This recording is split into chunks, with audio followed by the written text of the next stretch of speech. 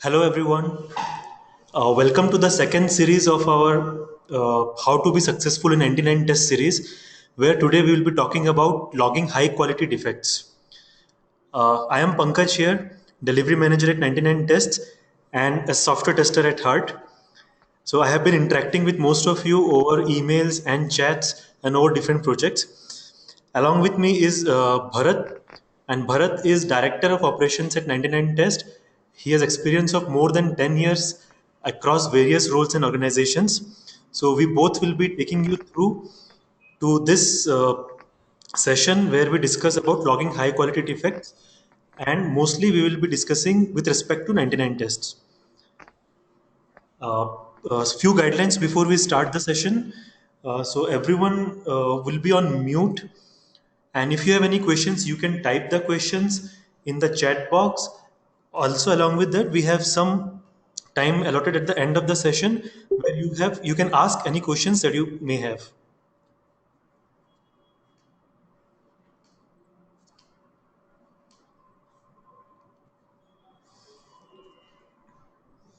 So I hope you all are able to see the screen. So before we talk about logging a bug, every one of you have been a tester for a long time and have been working in your respective organizations and working closely with your clients and other fellow testers, and have even some of you might be in senior roles as testers and might be going through many bug reports and have been acquainted with most and different varied kinds of bug reports. But uh, as you see the bug reports, there are few things which are common across organizations, across crowd testing organizations, where uh, you are asked to enter few details, which are the mandatory details. So before we talk about that, there are few prerequisites which you should know before you start logging bug. So with respect to crowdsourced testing, it is very important that you go through the website and read through the requirement carefully, because uh, just getting the URL of the website is not enough. You have to know the requirement that the client, that the company is looking at, what kinds of bugs the company is looking at. So it becomes very important to go through the requirements and read through each and every detail, so that you are very sure that you are logging the right kind of bugs.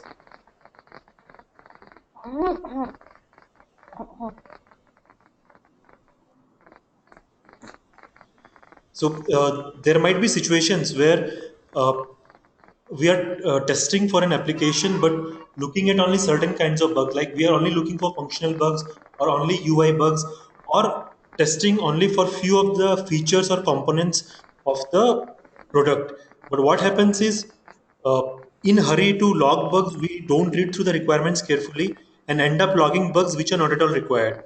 Even mostly when such kind of test cycles come up, people are expected not to log content related bugs or very minor bugs. But just because we are in a hurry to log bugs, we skip reading through those content and miss out on important data. So what I would suggest is invest 10 to 15 minutes of your time in reading through the requirements very carefully and then start working on the project. So apart from the requirements, in the section of in the project, there is something called in scope and out of scope sections. So where it is very clearly mentioned what is expected of this test cycle, what the tester should be testing, and what the tester should not be testing. Usually, what this contains is the type of bugs should be logged, that should not be logged. What are the other kinds of issues that the tester should be concentrating on, and what the client is looking at. So it becomes very important to go through the scope and out of scope sections.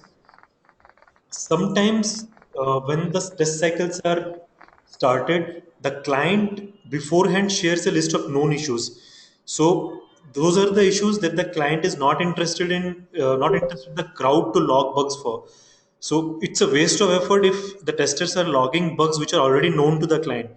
So before you log the bugs, check through the known issues section, prioritize according to the components, what are the known issues already known, so that you're not again repeating those tests. Also, see, in what happens in crowdsource model is people keep on joining the test cycle. Even see, even if a test cycle starts, suppose at hour one, and there are testers who keep on joining the test cycles even at later point of time. So it might happen that by the time you have joined, 50 to 100 bugs might have been logged, but the coverage of all the components in feature might not have been done. So if you start with the component and try to log bugs there, so what, suppose if you encounter bug but it has already been logged, so you lose out on the reward for those bugs because it has already been duplicated.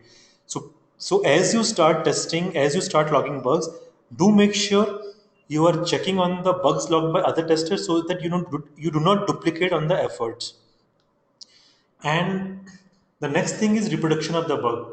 So as a tester, you might understand very clearly that the first time the bug appears, we just quickly take out our pen paper and jot down the steps, and or you can say we open the bug logging form and quickly log the bug. Just take a second, try to reproduce the bug again, see where exactly it is failing, or in which point or which scenario it is failing.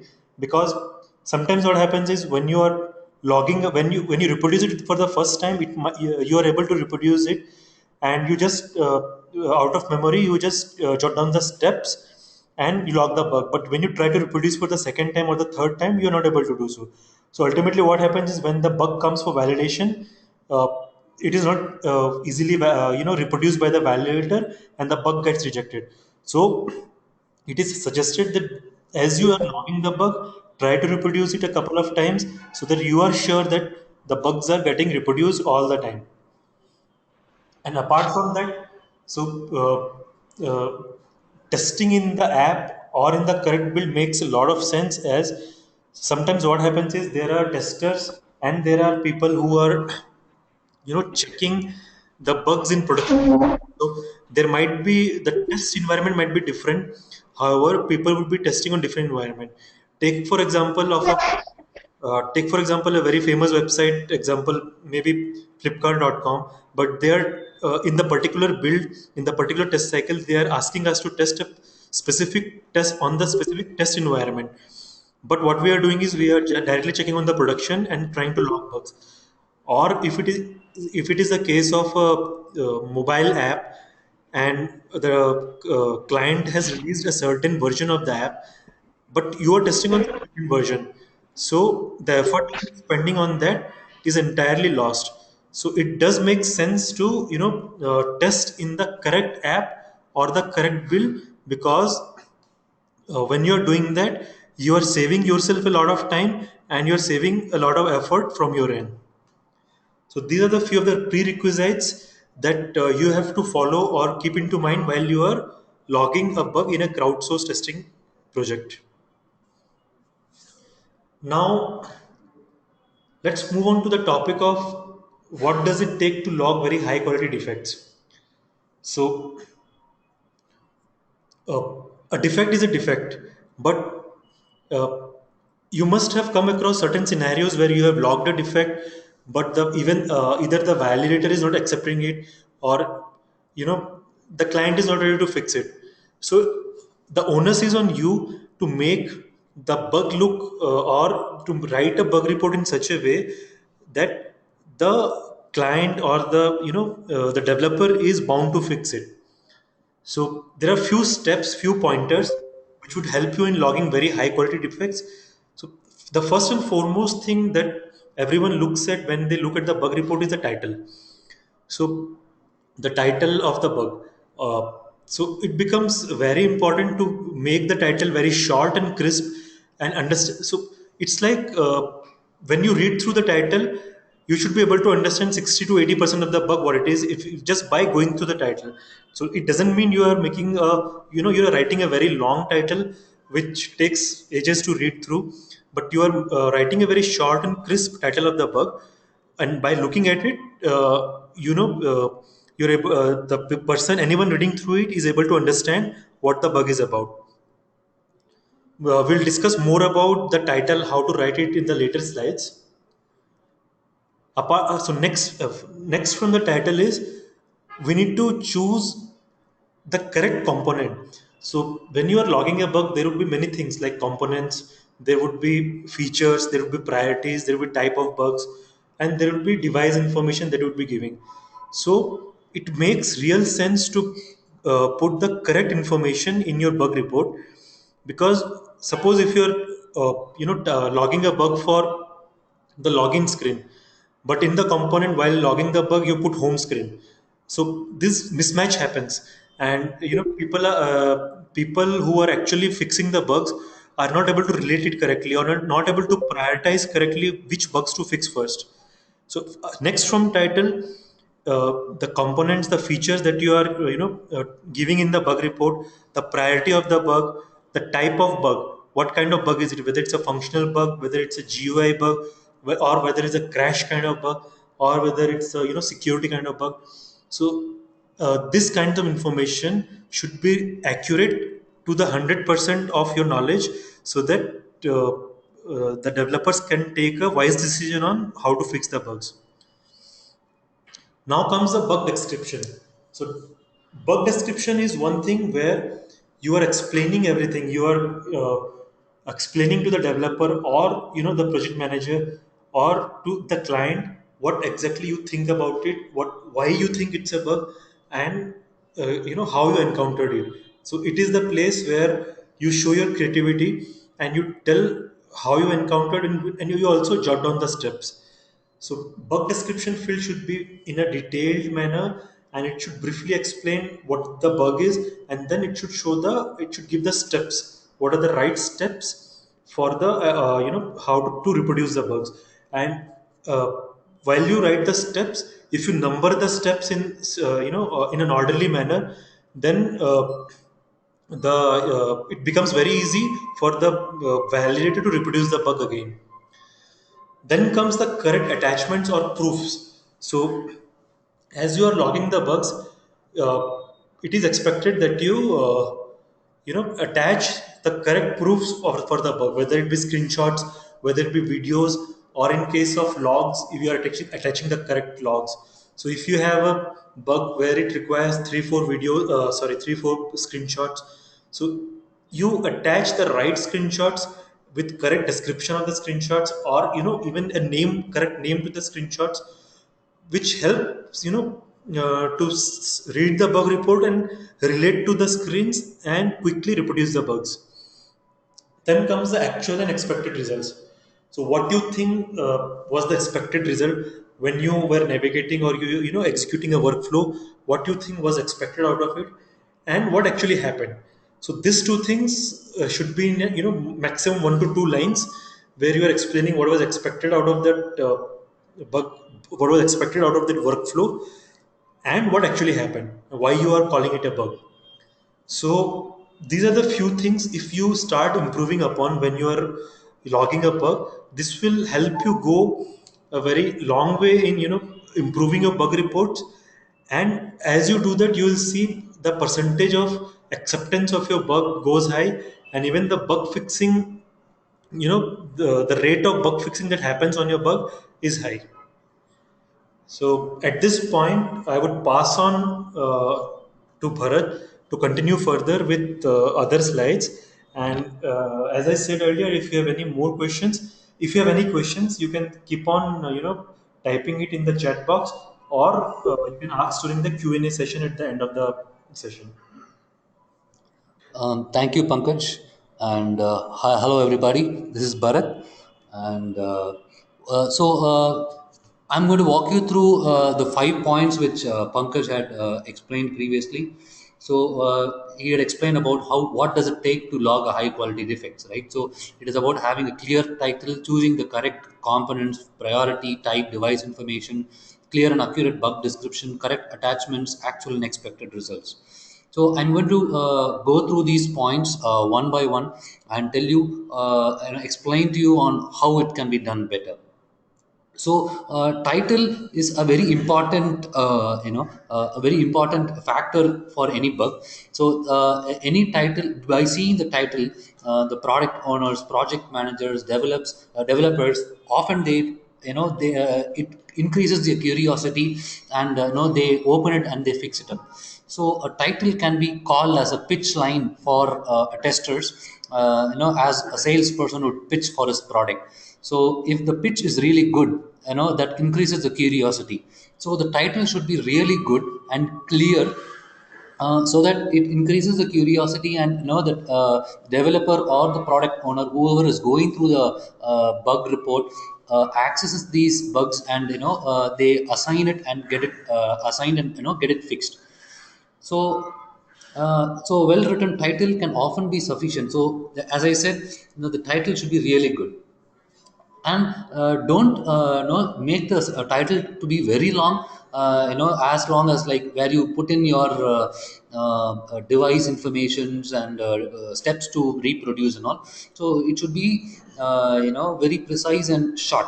So and at the same time, short does not mean that it should be it is not understandable. So I have given an example of how a bad title can be. So as simple as, just say search is broken. No, but it does not tell me. It tells me the search feature is broken. However, it does not clearly tell me what is the issue over here. So the next point, the fifth point, tells us a better way of how to write a good title in a bug report. So here I have mentioned search. So search is the component in which the bug has been found. And what is a bug? So the bug is exceptions when searched with special characters. So that is the bug over here. So in the search component, when you type in a special character, there is an exception. So the title clearly tells us where the issue is and what the issue is. And so this makes this gives the product owner or the project manager or the developer the intensity or the impact of the bug, and they open it by default, and they assign it and get it fixed. And add the feature, as I said, yeah, add the feature, short and a crisp description on the issue, then add it to your bug. Do not add any redundant or unwanted information, and that could spoil the the bug content as such. And at any cost, do not add any prefix or suffix unless specifically mentioned in the project. Now, there could be some projects where the client would have asked, mention the device. So only in that case, it is recommended that in the bug title, you add the bug device, something like iOS 8, iPhone 7. So in a bracket, and then go with the feature, which is a search, and then a short explanation on the bug. So this is how a title should be written. And choose the details. So once the title is filled, the next step is basically to choose the details, like the components, the priority, the device. So these are the most critical information, which would give information to the client on which area the bug has been found. What kind of bug is this? Is this a functional bug? Is this a GUI bug? And what is the priority? How important is this bug? And so there has always been a lot of confusion on how to set priorities. So please check out that link which we have given, the 99test.com/do's and don'ts, and where it clearly explains the different priorities that are available, and accordingly set the priority. So setting the and then choose the correct devices in which you have tested. So if suppose the device does not have the drop down, so what you would need to do is go to your profile, update the device, and then click on add a bug. So that device would be available. If on any specific scenario, the device itself is not available in a profile and is not available in the 99 platform, you can send us an email, and you can request the device to be added, and we would get it added immediately. And post that, you can add it to your profile, and then use that to add it to your bugs. So it is always mandatory, and it is always required that you have your profile information up to date. Mention the correct URL. So in terms of web application, it is really good practice to mention the URL in which the bug has been found. So, and once you have chosen these components, there could be some projects where we would ask for additional informations, something like your IP address, or any other information that would be useful.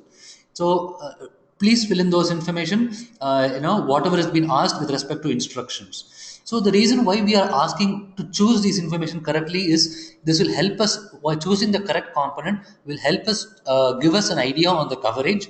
It will tell us that the login page, we have got 10 issues which is of three no, one showstopper, four high priority, and so on. So this will give the client the impact that each component has, and the kind of the priority of bugs that has been logged. So this will give him an idea on which component has to be taken up first to be fixed, and accordingly move on, make the app better in a faster way. And next is the most important of giving a proper description. So it is really mandatory that the description is very very clear, and because this is the place where the developer is going to follow your instructions of reproducing the bug and trying to fix the bug. So you need to really help the developer over here with giving as much as information possible. So take care that you give a step by step description on reproducing the bug. So something like login to 99tests.com with a tester user ID, valid user ID password, then click on add click on open bug, click on the existing bug. So you can point, you can number it 1 2 3, and you can give a step by step description. Then a really good tester would be able to identify the cause of the bug, the root. So finding the root cause of the bug would definitely reduce the time of getting the bugs fixed. So instead of just saying the search failed because I gave special characters. So you can say that I was this when the search, when ampersand symbol is given in the search, the search functionality failed. However, for other special characters, the search functionality did not fail. So these kind of small analysis will really help in improving your bug quality, as well as will make the developer's life easier in getting your bugs fixed. And whenever there is an image missing or a button not working, it is really important that you open the console, which you can find in various browser. So the console information is something which is available only for web application, and you will be able to find this in a browser. So you can press F12, or you will have developer toolbars or Firebug, and the moment you click on console, you will have a red. So whenever there is some JavaScript issues or any image which did not load, or CSS which does not load, there will be a red, it will be marked with red. Now you can take a screenshot of that and take the information from that console and add it as part of a description. This is again going to help the developer, and the person who's going to fix really great, and he's going to really like working with you much better. And another most important thing which most of the testers would miss is giving the input data. What is the email ID you used to test? What is the conditions? What is the input data? What is the if you had uploaded something? What is the size type of the document? What is the size of the document? Did the document contain anything? So and is there any specific type of user type, whether it was a normal client user or a tester or a different kind of persona. So these, if you are able to define these personas in your description, again that is going to be really really helpful. And the most important and the critical thing is taking care that your language is important, communicating the bugs clearly, and your English and grammar being really good is the most critical part of your part of your bug description. So you can so I'm going to tell you a couple of tools that will going to help you on that. But please do check before submitting, proofread and see if you're able to understand, sit in the shoes of a developer and see if you will be able to reproduce the bug, and will you be able to understand the bug and fix it. So it is a very big achievement if a developer is able to understand your bug without opening your screenshot or the videos which you are attaching. So that is going to be a really a really critical part of your description. So next stage is giving a proper proof. Take so when I say proof, what are the possible proofs you can give? So one is a screenshot, another is a video, then giving a log file. So screenshots, giving a really clear screenshots, taking the screenshot of only what is required. So take the entire tab of the application with the URL, then annotate clearly, mark the area which has the issue, and maybe you can give a text over there saying what is the issue. Then take care that you save the image in a JPEG format. And there could be cases where images does not really really tell us the exact issue, to explain the real issue. So what would be really helpful is if you can give a video proof, if you can give a video which is like 15 to 30-second max, and along with it have an audio. Because sometimes what happens is we see a lot of testers just giving a video, and it takes a lot of effort in understanding where the issue is. So maybe you can give an audio saying, no, as I'm navigating to this page and I'm entering this ampersand symbol in the search criteria, the exception page is available. So giving a short audio onto your video file is going to be really really helpful. And take care that you save the video in an mp4 format, because it is going to be really helpful, easy to save your video and download and play the video in any player.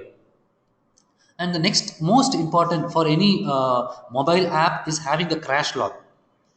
So without a crash log, your crash bugs are not going to be accepted.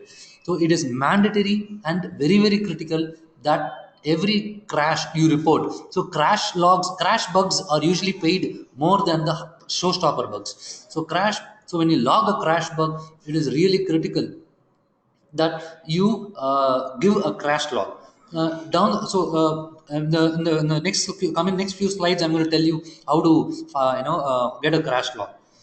So yeah, having a crash log is very important. The next thing is, if you see the attachment is very big, or if there is a comment from the validator that the given proof is not sufficient, is requesting for more proof, what you can do is to add the required additional proof in your Dropbox or Google Drive, and share the public link as a comment. But before you share the public link as a comment, take care that you are able to open the public link in a separate browser, and as a normal user without logging in. So that is, when a validator or a client clicks on that link, they should be able to directly access your screenshot or video, and should not be asked for permission to log. Because this is going to make things easier for the client to access your bug, get information on your bug, and quickly prioritize, assign it, and get it fixed.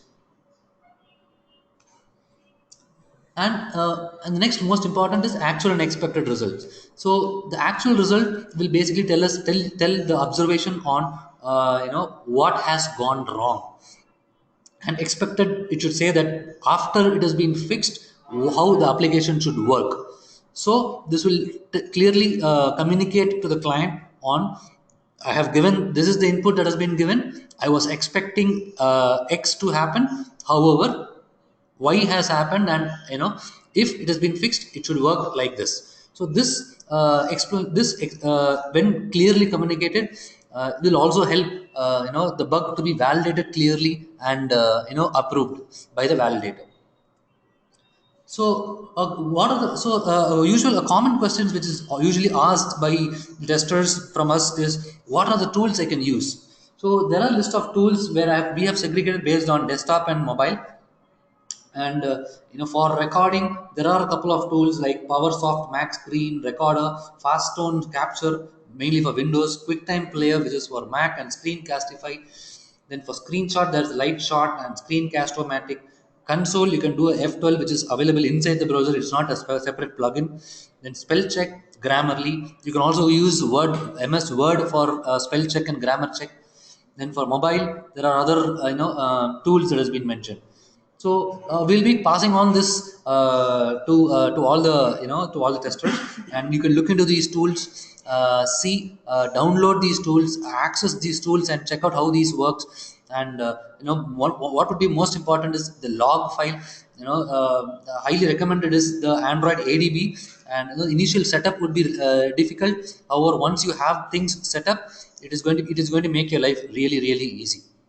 So these are the most critical steps that I have explained with respect to adding a bug, making your bug really attractive and getting it valid, marking it, getting it valid by the validator. And yeah, so that's it from my side, and I'm going to pass on to Pankaj for the closure. Thank you, Bharat, for the detailed explanation on each and every step that we, should follow for logging a bug. So I would just like to summarize on whatever Bharat has spoken till now. So step one, start testing, read the requirements, and start logging bugs in the application. Get the requirements correct. Start logging good bugs. Check whether do a check whether every prerequisite, all the conditions are being met. While you're logging the bugs, add the bug with clear, accurate information, appropriate information, whatever is required, as we have already been speaking for the past 20 minutes. So the next step is, if you do everything correctly, if you are on time, if you are not marking it, if you are not logging it as a duplicate bug, so your bug get marks valid, and once your bug get marked, marked as gets marked as valid, it goes to the client, goes to the developer, get fixed, and you get rewarded. So simple 4 to 5 step of success where if you take care of few parameters while you're logging the bugs, you are sure shot of success in 99 tests or any other crowdsourced testing community. So thank you everyone for attending the webinar, and like we are open to questions now. If you have any questions, you can start asking questions, or you can type the question in the chat box, and we'll be happy to reply. Apart from this, also, we know you all are very experienced testers working across organizations and following many best practices. So if you have any very good best practices that you are following in your organization, and you want to speak about it, you want to talk about it, you want to write or you want to blog about it, do let us know. Do mail us, or you can chat with us, talk to us, and we will be happy to post it. Mentioning you, we'll be happy to post it and in our testing community, so that even whatever good practices you are following or your organization is following, everyone is able to follow that. So we're open to questions. If you have any questions, uh, do type the question in the chat, chat area, and we'll be happy to answer. They can ask them. Also, you can even ask the questions directly. You can.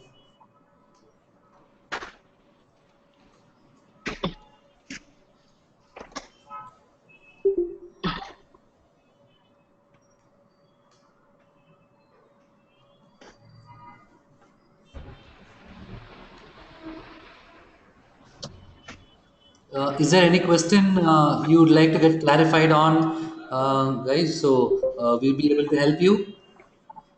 So one of the question which a tester had asked was, what would make the client accept a bug, right? So that's a really good question, and so the to answer the question, what would make is first following these steps. The very purpose of this webinar is to tell the exact same question that you have raised. So it is about understanding what the client wants that we have communicated in the requirement, which in terms of updating the scope, in terms of updating the requirement, out of scope, known issues. So we need to read all these informations and to be able to understand what the client expects, so that and accordingly log bugs. So in-depth testing is also really really critical. So doing a testing just on the skin of the application, that is something which everybody is going to do, but what is going to make you stand out of the crowd is going in depth, going doing a horizontal and a vertical testing, uh, and doing an end-to-end testing basically.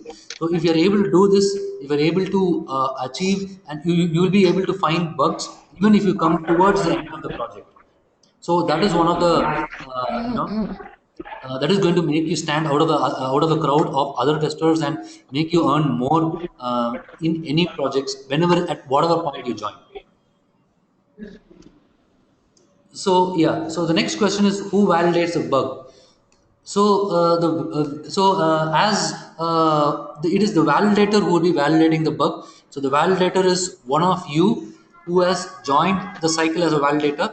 So as you participate actively in the cycle, as you gain reputation points, as you reach level 8, you would be able to join. You would have the get the you will get an option to join as a validator.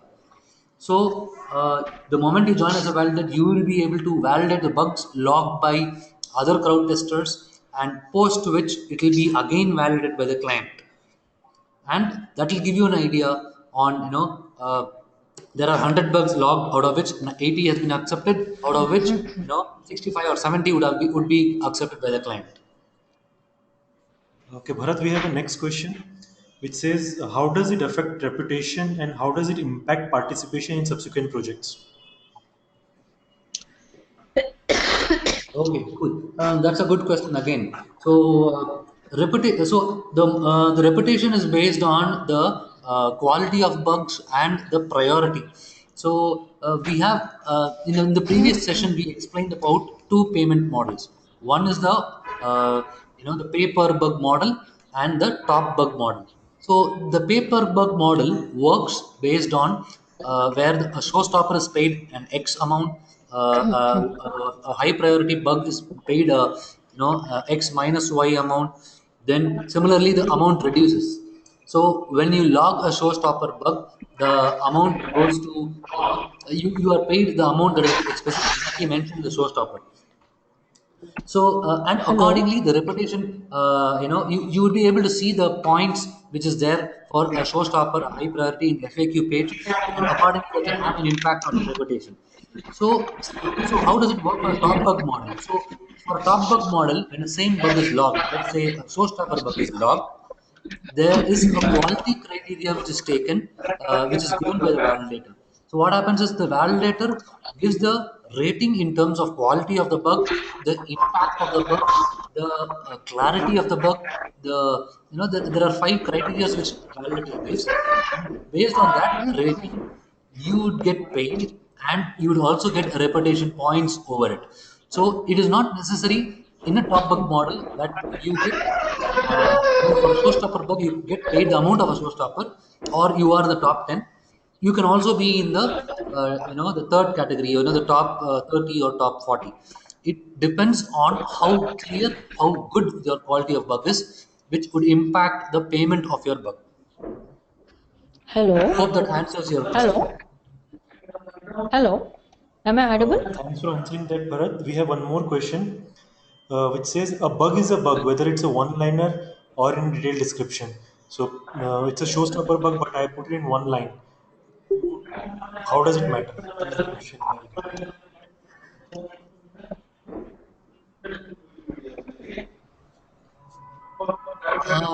So giving a so it does not. So when I just let's say we are having a conversation, and we're going to say that, hey, the search functionality is missing. So what would be your next question? Would you just directly go and fix the search functionality, or try to debug the issue for 1 hour and fix it, or will you as a ask questions saying, okay, what did you enter? What is the configuration it was did you face this issue? What did you do to reproduce issues? So just by giving one liner, it is not going to help. You would need to give all the steps, and this is going to make life easier for the person who is going to fix it. It is going to make life easier for the client who is going to understand the quality of the bug, and uh, it is your bugs is going it makes things easier for everybody. You like that in points.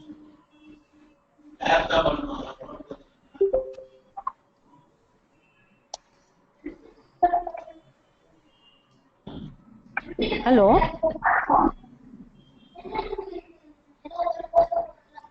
Hello. So essentially, what we mean is, see, when a developer writes a code, he's very, concerned about the quality of the code, how he's writing, how he's managing, whether he's giving annotations, whether he is giving comments. So, for a tester, what is your deliverable? Your deliverable is a bug report. So giving a very good bug report with all the details, which makes lives easy of all the people, the developers, the test, the other testers, the project managers, so the decision makers. So this is where you are contributing in the software development lifecycle in the project, where you are giving a very high quality deliverable from your end. So this is the whole summary of it, where it depends on what quality you are delivering to the project itself. Hello? Hello? Yes, Yeah, this is Sirisha. yes, Risha. If a bug marked as a valid by validator and the same bug marked as invalid by client, what happen then? What will happen then? What we would do usually is, we would go with the client, client status only, because client understands the bug, understands his application more, much better. Okay. There could be one of the reason it could be is, as a validator is validating, about hundreds of bugs. Either Okay. he has accepted that bug which is not in scope, or it was because Okay. of his not understanding the application.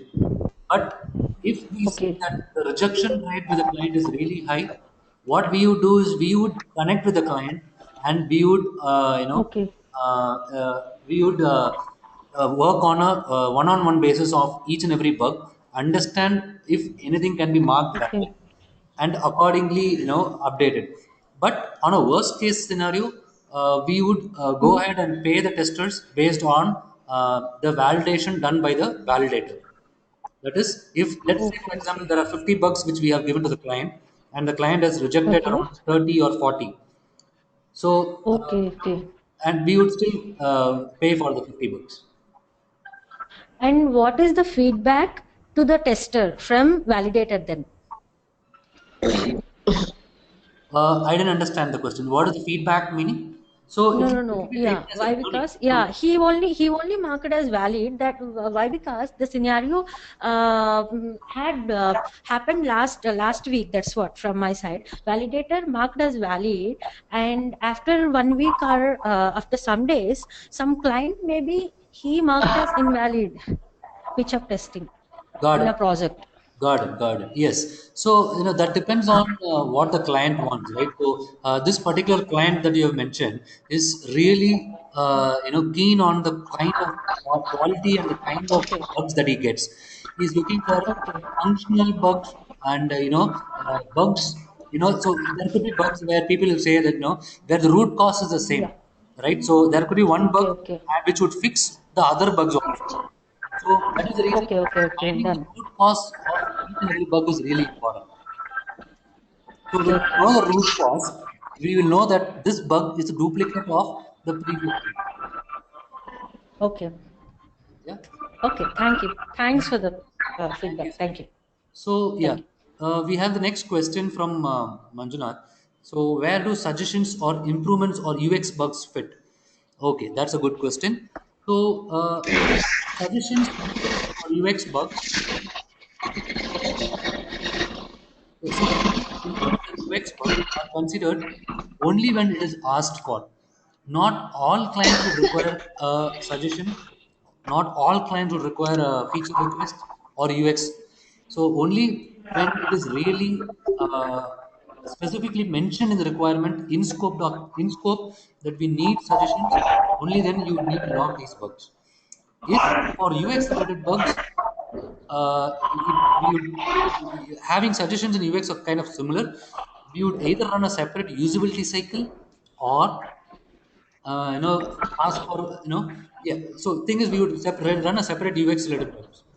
So we don't usually consider suggestions. And if suggestions are asked, it is totally depends on client to client on setting them as priority.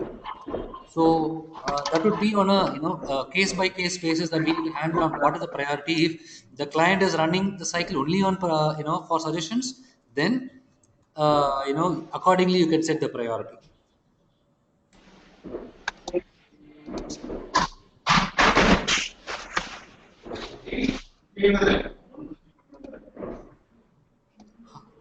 Yeah, Sirisha.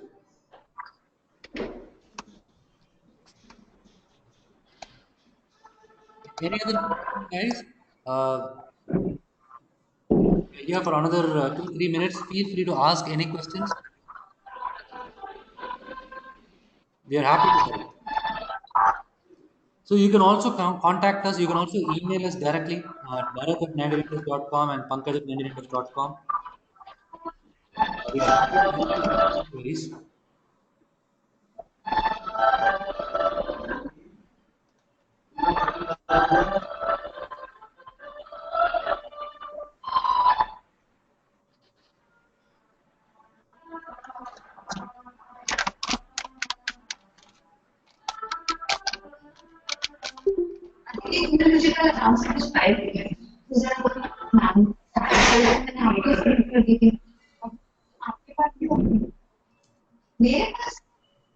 So let's wrap up this session for today, and we will share the audio and the presentation in the next email in a couple of days. And any queries, feel free to connect with us, and also share your learnings in terms of blogs. We are happy to post it. We are happy to put in your pic and your name in the blog and circulate it to our community. And also, you can email us your suggestions, your feedbacks on this session about 99 tests on how we can make it better as a community. We are always happy to do things which would help and for the success of each and every tester. Yep. Thank you, everyone. And apart from what Bharat has mentioned, even if you are interested in, talking about any other topic that you are interested in, or suggest, or you want to suggest us that to host a webinar on some other topic, even you feel free to even send that to us. Uh, Thanks everyone for joining. Uh, have a good day. Bye, guys.